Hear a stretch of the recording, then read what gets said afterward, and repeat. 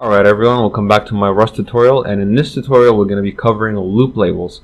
A label simply lets your program know which loop you're working with if you have multiple loops. So let's say you have two loops, you have an inner loop and you have an outer loop, and you want to basically decide which loop to continue and which loop not to continue.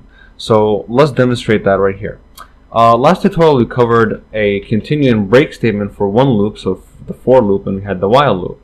But let's say you have two loops, right? So let me do this. So let's say there's an outer loop. So let's call this outer, and then call for I equals n to 10, and then let's delete these two. And we have an inner loop as well. So we have inner, okay? So for j in 0 dot dot 10. Okay, so we have two loops, one called outer, one called inner. And we want to do the same thing like last time. We want to print all the odd numbers. So the way to do this is simply by identifying both for loops by their own labels. So we're going to say if I is divisible by 2, so if this is the case, then what we want to do is say, actually we can do this in one line. So we want to say continue outer. And of course you have to put the label, okay?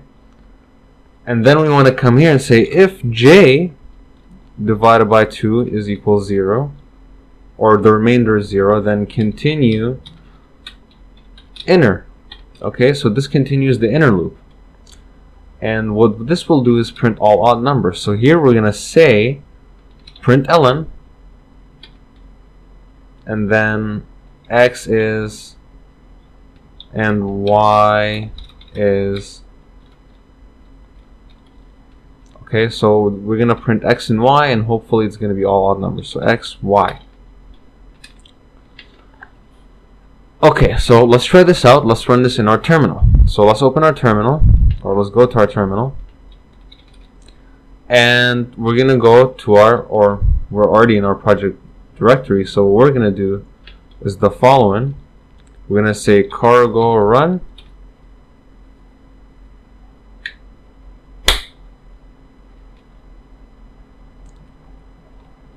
whoops, I don't have x and y, I have I and j. That's my bad. Okay, so I and j, I goofed up. Okay, so let's do cargo run again, and now it's compiling, and as you can see, it will only print the odd numbers in both cases. Okay, so again, it's not x and y, it's I and j. I and j. Okay, so let's run this again, and as you can see, it prints all the odd numbers. Okay, so that's pretty much it for our loop labels. It just pretty much lets you know which loop you're working with. And these can be any names. These can be I loop or something like that. And then again, here we say I loop or something like that, okay? And it would still work the same. So the naming does not matter, okay? It will still work the same way. So that's pretty much what loop labels are used for. I hope you guys find this tutorial to be helpful. Please comment, rate, subscribe, and I'll see you next time. Thanks for watching.